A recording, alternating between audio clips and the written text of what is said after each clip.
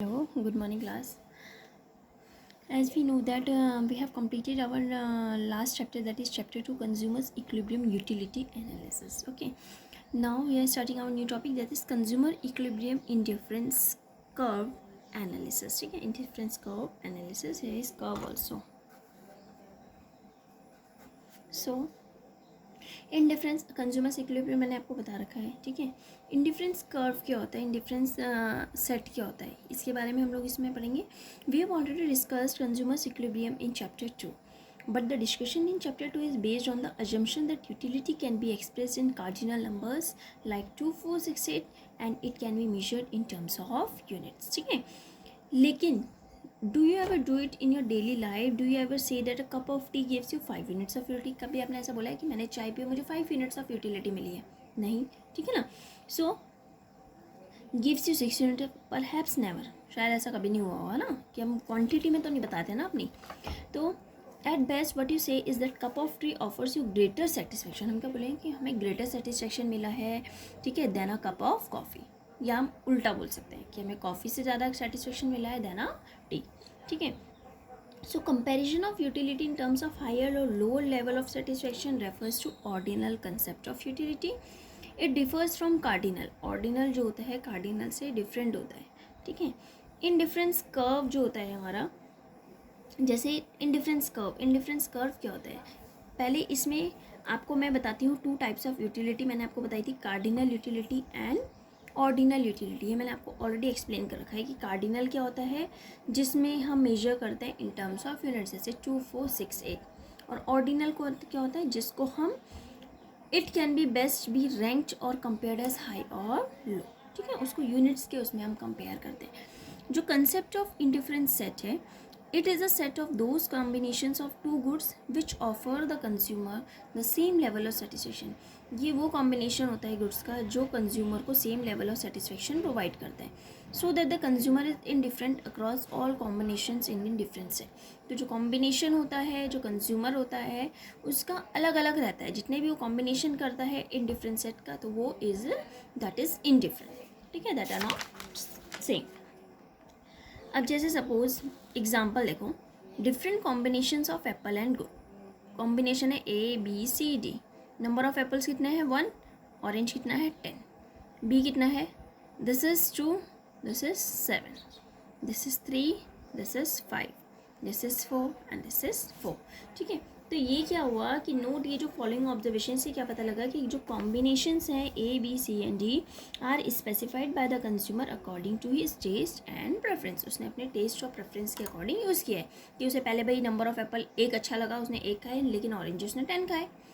B में उसने दूसरा जो था उसमें उसने 2 एप्पल्स खाए, लेकिन ऑरेंज 7 खाए. ठीक है. So each combination offer the same level of satisfaction to the consumer, that in terms of level of satisfaction same उसको satisfaction मिली. यानी कि combination A is equal to combination B is equal to combination C. ठीक है. As there is no difference among combinations A, B, C and D, we may say that the consumer is indifferent across the combinations. हम ये कह सकते हैं कि जो combination है वो अलग अलग है. ठीक है. Accordingly जो combinations together form an indifferent set of the consumer. Okay. So indifferent set क्या होता है, it is a set of those combinations of good which offer the consumer the same level of satisfaction. ठीक है. So this is the definition of indifferent set and this is the example. अगर आपको कहते हैं इसको आपने diagrammatically show करना है, so you can prove it.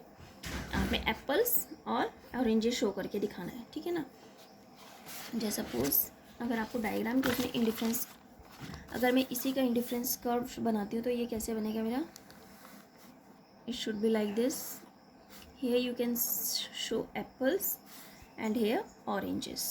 Okay. So here 0, that is 1, 2, 3 and 4, and here 2, 4, 6, 8, 10, 12. अब ये देखो कि जब मेरा एप्पल, आपने नंबर यहाँ से देखना है कि आपका अगर एप्पल 1 है तो ऑरेंजेस कितना है 10. एप्पल 1 है तो ऑरेंजेस कितने हैं 10. एप्पल 2 है तो ऑरेंजेस कितने हैं 7. एप्पल 2 है तो ऑरेंजेस कितने हैं 7, यानी कि इनके मिड में.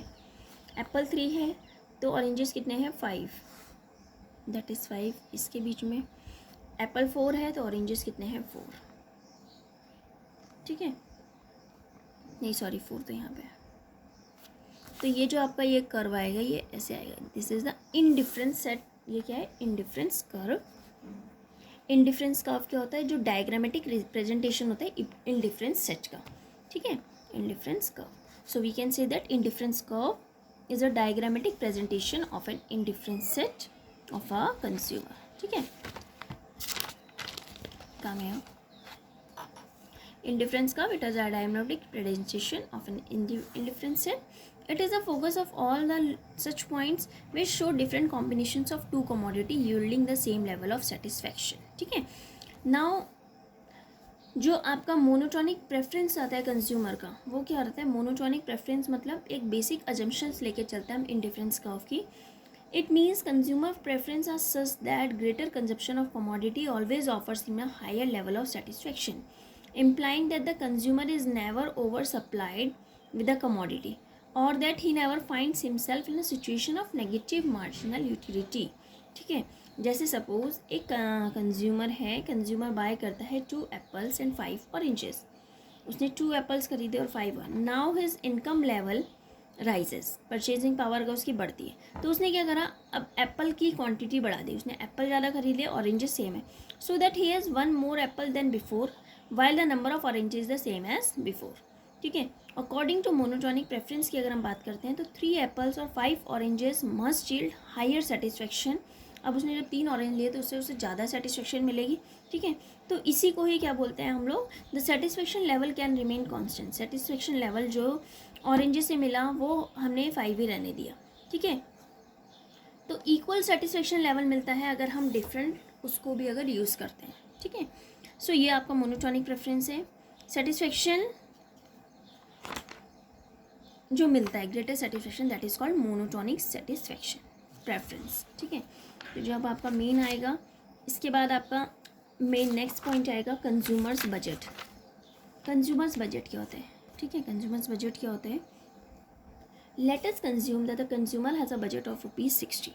जैसे सपोज मैं कह रही हूँ एक कंज्यूमर है, उसके पास ₹60 उसको मिले हैं। Suppose you are a consumer, मैंने आपको ₹60 दिए, ठीक है। So to be spent on good Y, आपको मैंने बोला इनसे 2 चीज़ें लानी है आपने, एक गुड वाई लाने हैं, एक गुड टू लाना है, कोई भी 2 चीज़ें लानी है, ठीक है।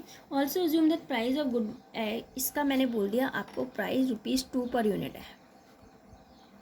जो पहली वाली चीज़ है वो 2 पर यूनिट है एंड प्राइस 2 का है ₹1 पर यूनिट, एक यूनिट जो है ₹1 की है, ठीक है। Accordingly we find that the following budget set of the following. अगर मैं इसका वो करती हूँ तो बजट सेट इसका क्या बनेगा मेरा, बजट सेट अगर मैं इसका बनाती हूँ बजट सेट, तो यहाँ पे मैं लिख देती हूँ यूनिट्स ऑफ गुड 1 और यहाँ पे लिख देती हूँ यूनिट्स ऑफ गुड 2, ठीक है। ये बजट कंज्यूमर बजट का एग्जाम्पल है, units of good 1, units of good 2।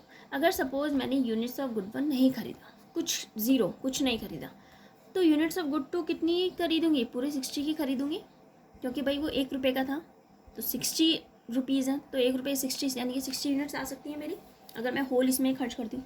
अगर सपोज मैंने यूनिट्स ऑफ गुड 10 खरीदे तो इसमें कितना बचेगा, देखो ये यूनिट्स हैं, टोटल मेरे पास 60 है, ये ₹2 का एक है, तो यानी कि 2 × 10 कितना हो गया, यहाँ पे 20 खर्च करें, बाकी कितने बचे मेरे ₹40 यहाँ चल जाएंगे, क्योंकि ये तो ₹1 का है। अगर सपोज़ मैं कह रही हूँ मैंने यहाँ पे ₹20 खर्च करें, तो ये ₹2 का है, ये यूनिट है, तो 2 × 20 कितने खर्च हो गए मेरे यहाँ पे 40, यहाँ पे कितने बचे 20। अगर मैं 30 यूज़ करती हूँ तो 2 × 30 = 60 एंड हेयर 0। अब गुड 2 में खरीद नहीं सकती क्योंकि मेरे पूरे ₹60 तो यही खर्च हो गए एक ही सामान खरीदने में, ठीक है। तो if a consumer spends his entire income on good 1, अगर वो पूरी इनकम गुड 1 पे खर्च कर रहा है अपनी, so he can buy 30 units of it. तो कितने यूनिट्स खरीद रहा है वो 30। On the other hand if he spends his entire income on good 2, अगर वो गुड 2 पे पूरा खर्च कर रहा है तो यहाँ पे कितनी यूनिट्स खरीद रहा है वो उसकी 60, है ना, यहाँ पे 60 क्योंकि 1 पर यूनिट था। Alternatively consumer can buy 10 units of good 1, अगर वो गुड 1 मैंने जैसे आपको बताया गुड 1 खरीदा है तो यहाँ पे उसके पास 40 है, ठीक है। सो जो आपका बजट सेट होता है, बजट सेट यही होता है, it refers to attainable combinations of a set of two goods, given prices of goods and income of the consumer. ठीक है, बजट सेट की इक्वेशन होती है P1 X1 plus P2 X2 और लेस देन और इक्वल टू Y। ठीक है, यहाँ पे P क्या है, प्राइस ऑफ गुड X, मतलब गुड वन, गुड X जो भी ले लो। X क्या है, क्वांटिटी, यूनिट्स है ना, quantity of good wine. P2 क्या है, price of good two, and here is quantity of good two. ठीक है, और Y क्या है आपके पास, इनकम। तो जैसे जब मैं इन दोनों को प्लस करूँगी तो मेरे पास यही है 0 + 60 इज इक्वल टू ये, या तो कम आएगा या ज़्यादा आएगा ना, इक्वल टू में ही चलता है ये। अब ये देखो 40 और 60, तो ये चीज़ हमारा कंज्यूमर बजट है। इसके बाद मैं आपको बजट लाइन एक्सप्लेन करूँगी। ठीक है, तो first you have to make notes of this, you have to copy these notes in your notebook. Okay, thank you.